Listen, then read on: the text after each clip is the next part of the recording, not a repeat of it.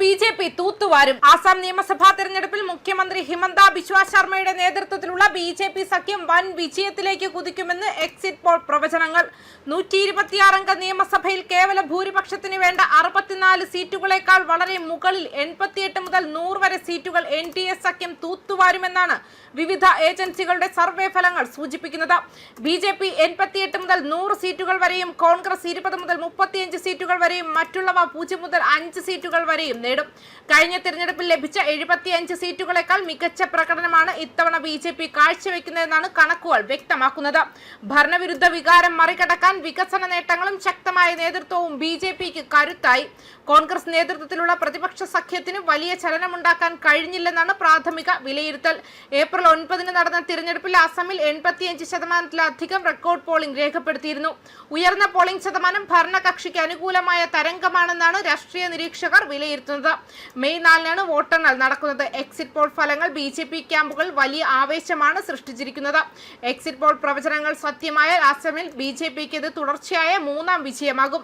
അസമിലെ പ്രധാന സമുദായങ്ങളിലും ജാതി ബ്ലോക്കുകളിലും ഉടനീളം മികച്ച വോട്ടിംഗ് രീതികളാണ് എക്സിറ്റ് പോൾ എടുത്തു കാണിക്കുന്നത്. കോൺഗ്രസ് നേതൃത്വത്തിലുള്ള സഖ്യം മുസ്ലിം വോട്ടർമാരെ ഏകീകരിച്ചതായി തോന്നുന്നു. ഈ വിഭാഗത്തിൽ 71.2% പിന്തുണയുമുണ്ട്. എന്നിരുന്നാലും പട്ടികജാതി, പട്ടികവർഗ, ഒ.ബി.സി വോട്ടർമാർ, ഉയർന്ന ജാതി, ഹിന്ദുക്കൾ എന്നിവർക്കിടയിൽ എൻ.ഡി.എ ആധിപത്യം പുലർത്തുന്നതായി കാണിക്കുന്നുണ്ട്. ഇത് സംസ്ഥാന വ്യാപകമായി ഒന്നിലധികം സാമൂഹിക ഗ്രൂപ്പുകൾ ഭരണസഖ്യത്തിന് വിശാലമായ മുൻതൂക്കം നൽകുന്നു. ബി.ജെ.പി വിരുദ്ധ വോട്ടുകൾ ഏകീകരിക്കാനുള്ള ശ്രമത്തിൽ ന്യൂനപക്ഷ വോട്ടർമാരിൽ ഒരു വിഭാഗം കോൺഗ്രസിലേക്ക് ചാഞ്ഞതോടെ AIUDFന് തന്ത്രപരമായ വോട്ടിംഗ് നഷ്ടങ്ങൾ സംഭവിച്ചിരിക്കാമെന്നും സർവേ സൂചിപ്പിക്കുന്നുണ്ട്.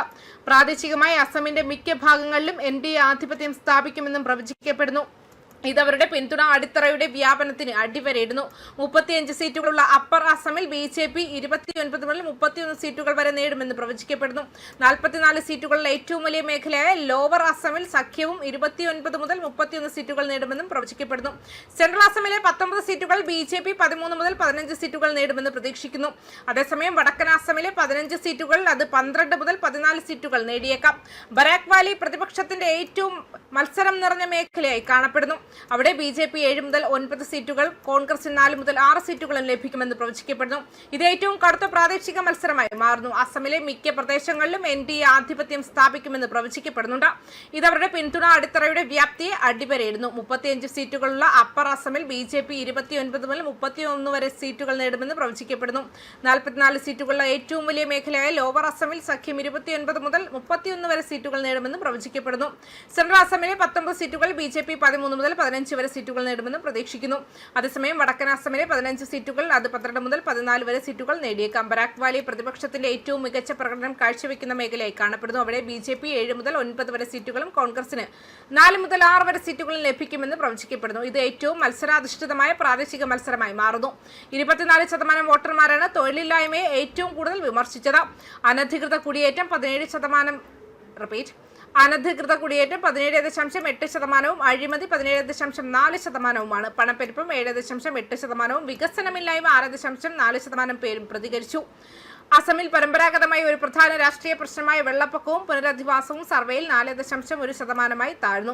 പ്രവചനം കൃത്യമാണെന്ന് തെളിഞ്ഞാൽ ഹിമന്ത ബിശ്വ ശർമ്മ ശക്തമായ ജനവിധിയോടെ അധികാരത്തിൽ തിരിച്ചെത്തും. അതേസമയം ഗണ്യമായ വോട്ട് വിഹിതം മതിയായ സീറ്റുകളായി മാറാത്തത് എന്തുകൊണ്ടാണെന്ന് കോൺഗ്രസ് ചോദ്യങ്ങൾ നേരിടേണ്ടി വരും. ബി.ജെ.പിയെ സംബന്ധിച്ചിടത്തോളം കിഴക്കൻ ഇന്ത്യയിലെ ഏറ്റവും ശക്തമായ കോട്ടകളിലൊന്നായി അസം തുടരുമെന്ന് കണക്കുകൾ സൂചിപ്പിക്കുന്നു. പ്രതിപക്ഷത്തിന് സാമൂഹിക പിന്തുണ അടിത്തറകളെ മണ്ഡല വിജയങ്ങളാക്കി മാറ്റുക എന്നതാണ് വെല്ലുവിളി. മെയ് 4 ഔദ്യോഗിക ഫലങ്ങൾ പ്രഖ്യാപിക്കും. വോട്ടെടുപ്പിന് ശേഷം നടത്തുന്ന വോട്ടർ സർവേകളെ അടിസ്ഥാനമാക്കിയുള്ളതാണ് എക്സിറ്റ് പോളുകൾ. മാത്രമല്ല അവ എല്ലായ്പ്പോഴും അന്തിമ ഫലങ്ങളുടെ കൃത്യമായ പ്രവചനങ്ങളല്ല. ന്യൂസ് ഡെസ്ക് കർമ്മ ന്യൂസ്.